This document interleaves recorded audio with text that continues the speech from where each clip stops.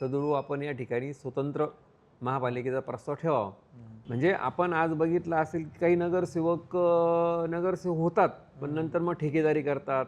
आणि आम्ही जर बघितलो तर एक फाटके कार्यकर्ते होत, सामान्य कार्यकर्ते होता. म्हणजे ही लढाई जी आहे ही धनशक्ती विरुद्ध जनशक्ती आहे.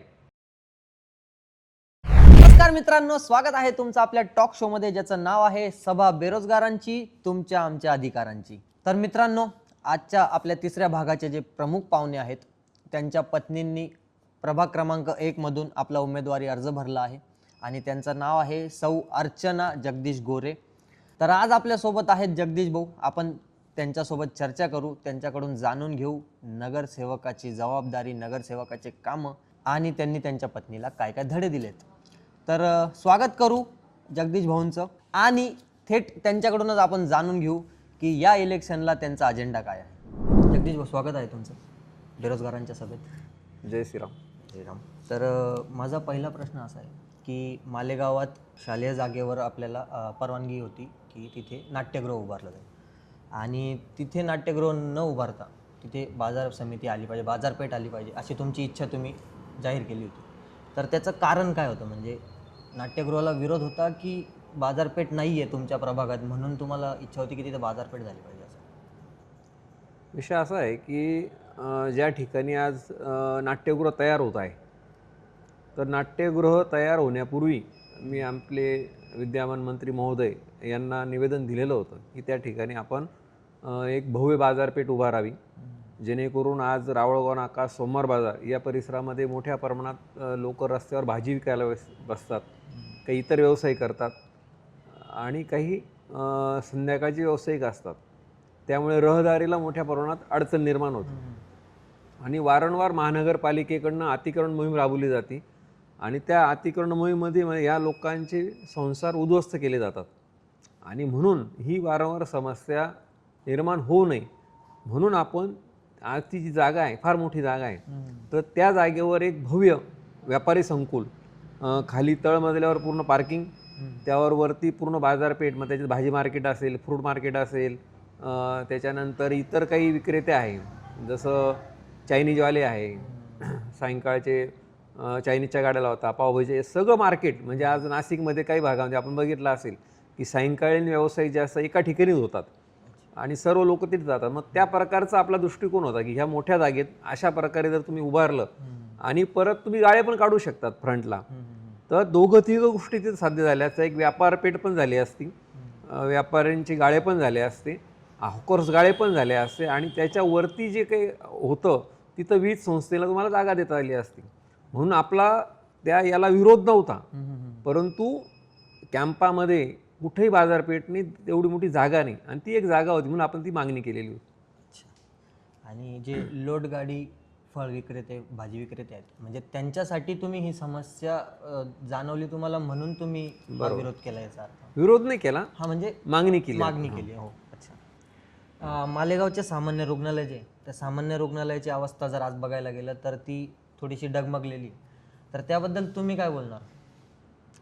डगमगलेली अवस्था ही सत्यता आहे. त्या ठिकाणी सामान्य रुग्णालय फक्त एक भव्य दिव्य तिथे डोलारा उभा केलेला आहे. प्रत्यक्षात रुग्णांना त्या ठिकाणी पाहिजे तशा सुविधा मिळत नाही.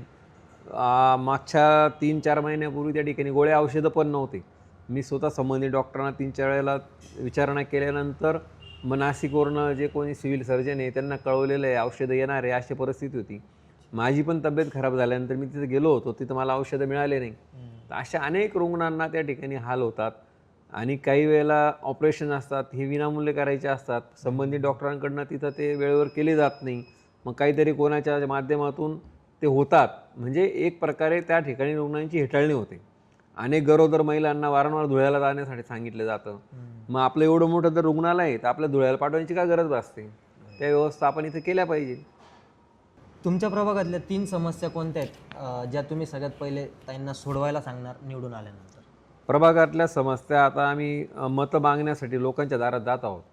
तर दारात जात असताना पूर्ण प्रभाग, म्हणजे तुम्ही औदुंबर कॉलनी घ्या, जलधारा कॉलनी घ्या, मंगलमूर्ती नगर घ्या, तुमचं कृषीनगर घ्या, पुष्पाताई हिरेनगर घ्या, या सर्व भागात आम्ही फिरलो.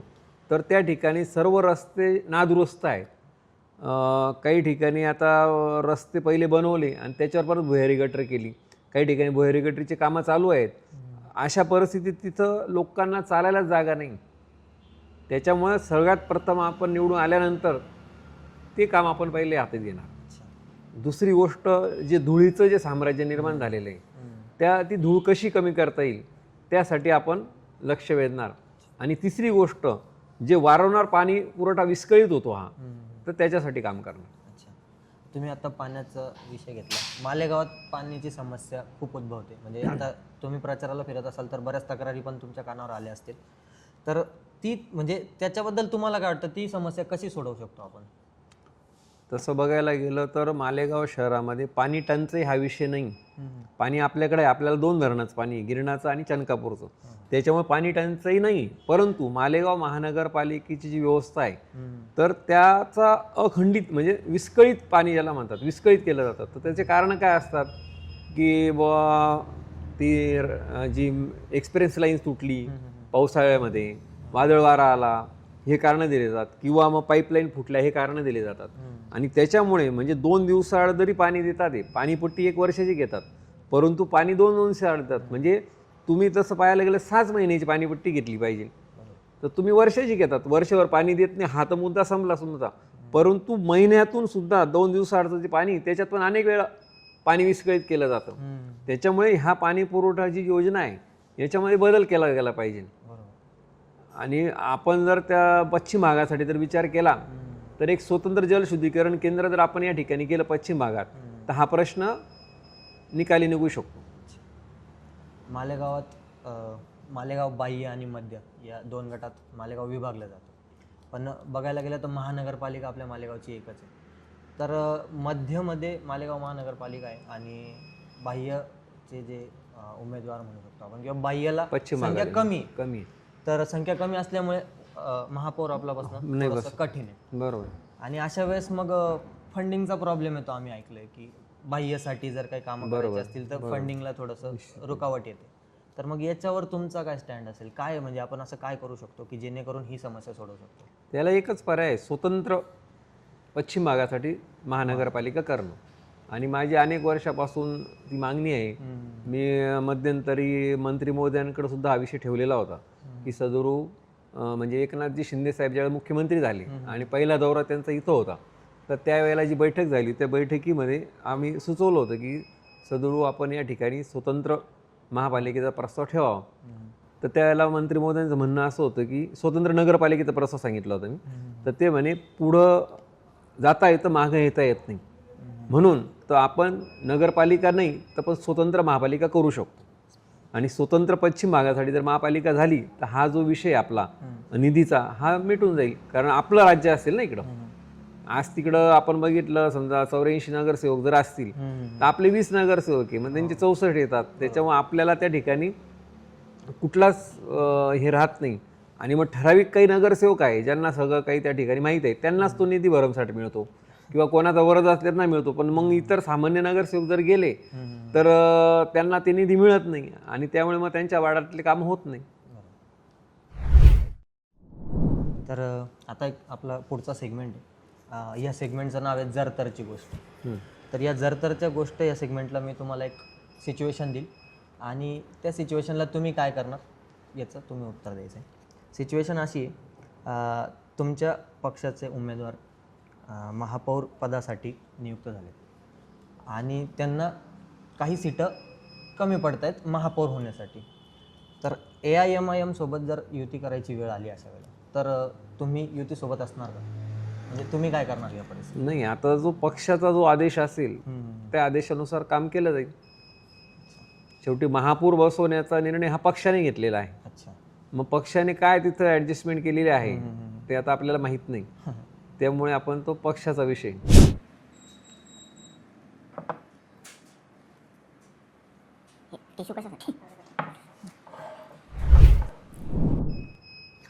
तर जगदीश भाऊ, नगरसेवक कसा असावा याचे तुम्ही काय धडे देत आहेत वहिनींना? नगरसेवक कसा असावा याचे धडे, कारण मी आता बऱ्याच वेळेला बघितलं आहे की नगरसेवक लोक निवडून देतात आणि ते नगरसेवक झाले की मग ते इतर मार्गाला लागतात.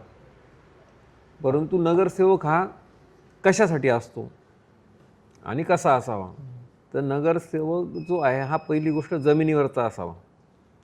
दुसरी गोष्ट हा लोकांना सहज उपलब्ध झाला पाहिजे. तिसरी गोष्ट तुमच्या गल्लीमध्ये कुत्रं मेलं, डुक्कर मेलं आणि ती तक्रार जर तुम्ही त्या नगरसेवकाला केली तर त्यांनी तात्काळ तिथे येऊन त्याचं निराकरण केलं पाहिजे. आणि ठेकेदारी करून वारंवार ते ठेके घेणं आणि मग त्या ठेक्यांच्या आधारावर परत महानगरपालिकेत सहभागी होणं, मग ते पहिल्यांदा तो सामान्य असतो, नंतर मग तो पैसा कमवायला लागतो आणि पैसा कमवता कमवता मग तो मोठा ठेकेदार होतो आणि मग जनतेला विकत घेऊन तो परत म्हणजे त्याचा तो व्यवसाय होऊन जातो. तर नगरसेवक पदी व्यवसायासाठी नसावं, हे जनतेच्या सेवेसाठी असावं. तर पुढचा एक सेगमेंट आहे आपला, त्याच्यात तुम्हाला मी 5 प्रश्न विचारेल. 5 प्रश्नांचे तुम्ही उत्तरं द्यायची मला एका वाक्यात, आणि त्या सेगमेंटचं नाव आहे 1 मार्काचा प्रश्न. तर तुम्ही तयार आहेत? तर माझा पहिला प्रश्न आहे, तुमच्या मते पक्षाची विचारसरणी महत्त्वाची की प्रभागाचा विकास? दोघं महत्त्वाचे. नशिबावर विश्वास आहे की कष्टावर? कष्ट. निवडणुकीतील यशासाठी करिश्मा की कार्यकाळात केलेले कामं? कार्यकाळात केलेले काम. तुमच्या प्रभागातील सर्वात मोठा प्रश्न कोणता, बेरोजगारी की भ्रष्टाचार? बेरोजगारी. या निवडणुकीला जगदीश भाऊ युतीच्या समर्थनात होते की युतीच्या विरुद्ध? युतीच्या समर्थनात होतो.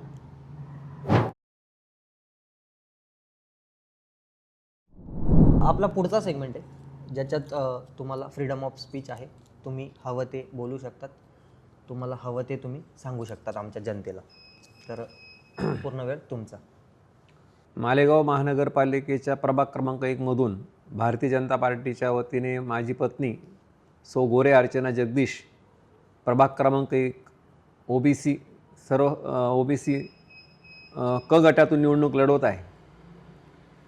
माझ्या पत्नीची दुसरी निवडणूक आहे. मागच्या 2017ला माझी पत्नी भारतीय जनता पार्टीच्या तिकड्यावर निवडणूक लढवली आणि त्यावेळेला देखील शिवसेना आणि भारतीय जनता पार्टी अशी आमनेसामनी लढत झाली आणि त्या लढतीमध्ये जनता जनार्दनाने, मायबाप जनतेने भरभरून आशीर्वादरूपी मते आम्हाला दिली. परंतु समोरील पार्टीकडनं मोठ्या प्रमाणात पैशाची वाटप असेल, काही इतर गोष्टी असतील, त्या झाल्यामुळे आम्हाला अपयशाला सामोरे जावं लागलं आणि म्हणजे 5156 मतं मिळाली आणि 166 मताने पराभव झाला. परंतु त्या पराभवाने खचून न जाता पराभवाच्या दिवसापासूनच आम्ही दुसऱ्या निवडणुकीची तयारी केली आणि 5 वर्षाचा कार्यकाळ गेल्यानंतर 2-3 वर्ष निवडणुका उशिरा झाल्या. या 8 वर्षाच्या कार्यकाळामध्ये आम्ही सतत जनतेच्या संपर्कात राहिलो. आम्ही जनतेला कुठं असं वाटूच दिलं नाही की आम्ही फक्त निवडणुकीपुरते तुमच्या समोर येत आहोत. आम्ही सतत जनतेचे प्रश्न, कोणताही प्रश्न असो, पाण्याचा प्रश्न असो, विजेचा प्रश्न असो, बेरोजगाराचा विषय असो, हिंदुत्वाचा मुद्दा असो, गोरक्षणाचा मुद्दा असो किंवा मग करोना काळ असो. करोना काळामध्ये ज्या वेळेला आपण बघितलं असेल की संपूर्ण देश हा पूर्ण स्तब्ध झालेला होता आणि सुरुवातीची जी लाट होती तर आपण एकमेकाला घाबरवतो, तरीसुद्धा आम्ही करोनाच्या काळात रस्त्यावर उतरलो जनतेच्या हितासाठी, जनतेला धीर देण्यासाठी.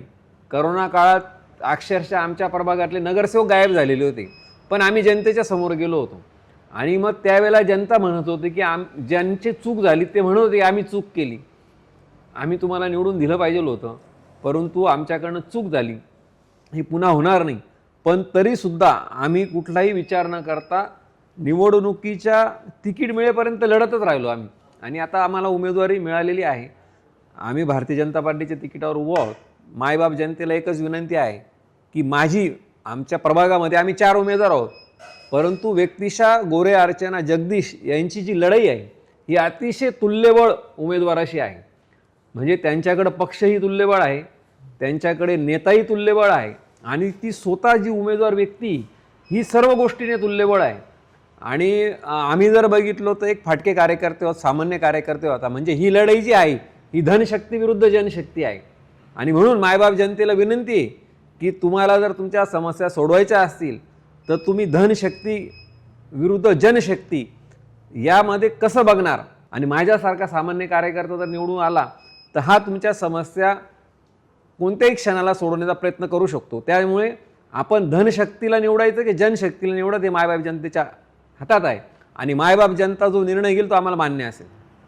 तर मित्रांनो, नगरसेवक कसा असावा हे आपल्याला जगदीश भाऊंनी आज सांगितलं आणि याबद्दल तुमचे काय विचार आहेत, तुम्हाला काय वाटतं हे मला कमेंट करून सांगा. भेटू पुढच्या भागात नवीन उमेदवारासोबत, नवीन विषयासोबत.